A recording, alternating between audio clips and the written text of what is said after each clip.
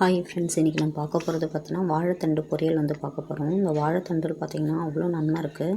இது வந்து சிறுநீரக கற்களை வந்து அழிக்கக்கூடியது.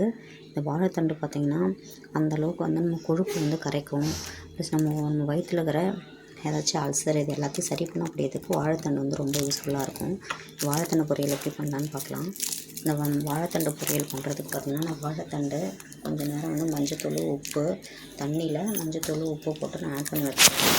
வாழைத்தண்டு குட்டி குட்டி பீசஸாக கட் பண்ணி அந்த தண்ணியில் நான் அதில் போட்டுக்கினேன். அதில் இருக்கிற நம்ம கத்தியால் நம்ம கட் பண்ணும்போதே அதில் இருக்கிற நார் வரும், அந்த நாரெல்லாம் எடுத்துக்கினேன். நான் தண்ணியில் போட்டு வச்சுருந்தேன். வாழைத்தண்டு வந்து கருப்பாயிட்டுன்றதால அந்த தண்ணியில் போட்டு வச்சுருக்கோம். ஒரு பேன் எடுத்துக்கினேன். அதில் கொஞ்சம் தேவையான அளவுக்கு ஆயில், கடுகு வந்து மஞ்சத்தூள். நம்ம கடுகு போட்டதுக்கப்புறம் மஞ்சத்தூள் போட்டால் கடுகு வந்து வெளியில் வெடிக்காதுன்னு சொல்லுவாங்க. அதனால் நான் மஞ்சத்தூள் ஆட் பண்ணிக்கினேன்.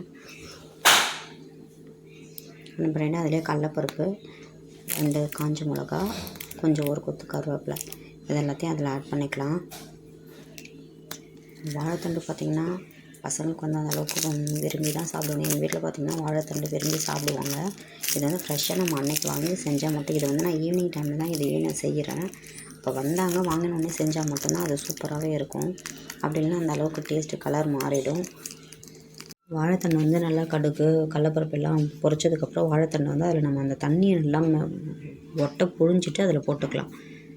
போட்டதுக்கப்புறம் பார்த்திங்கன்னா நல்லா வதக்கி விடுங்க. நல்லா அந்த தண்ணியே எதுவுமே நம்ம ஒரு சொட்டு கூட தண்ணி ஊற்றவே கூடாது.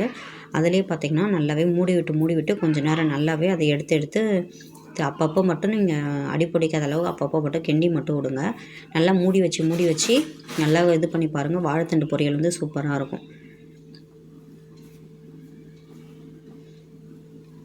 இந்த வாழைத்தண்டை வந்து நம்ம ஜூஸாக கூட குடிக்கலாம். வெயிட் லாஸ்க்கு வந்து ரொம்ப நல்லது. நான் காலை டைமில் வெறும் வயிற்றில் கூட இதை நான் குடிக்கலாம். இது வந்து நம்ம அதில் தயிர் ஆட் பண்ணி குடித்தா நம்மளுக்கு குளிர்ச்சியும் கூட. அதனால் நீங்கள் ட்ரை பண்ணுங்கள். நல்லாவே நான் மூடி விட்டுட்டேன் பாருங்கள். மூடி விட்டு நல்லாவே கொதிக்க வைக்கிறேன். அதுக்குள்ளே நம்ம தேங்காய் வந்து உடச்சி கீனி எடுத்துகிட்டு வந்துடலாம். நான் அரை முடி தேங்காயில் பாதி தேங்காய் தான் போடுவேன்.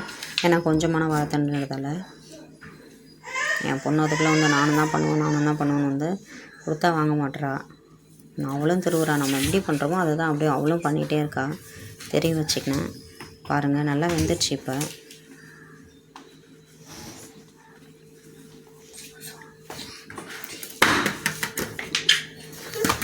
நல்லா வந்துடுச்சு. நல்லா எடுத்து அழுத்தி பாருங்கள். நல்லா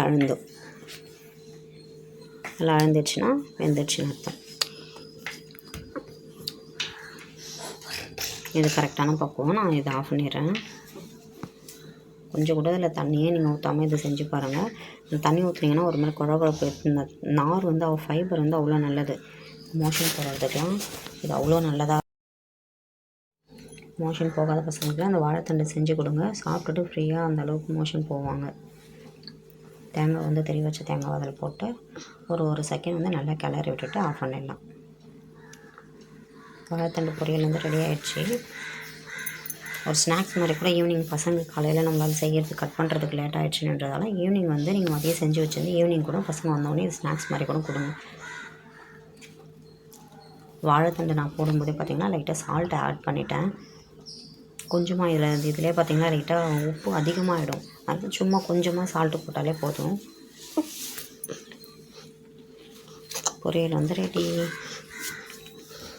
தேங்க்ஸ் ஃப்ரெண்ட்ஸ். இந்த வீடியோ பிடிச்சிருந்தா சப்ஸ்கிரைப் பண்ணுங்கள், சப்போர்ட் பண்ணுங்கள். தேங்க்யூ.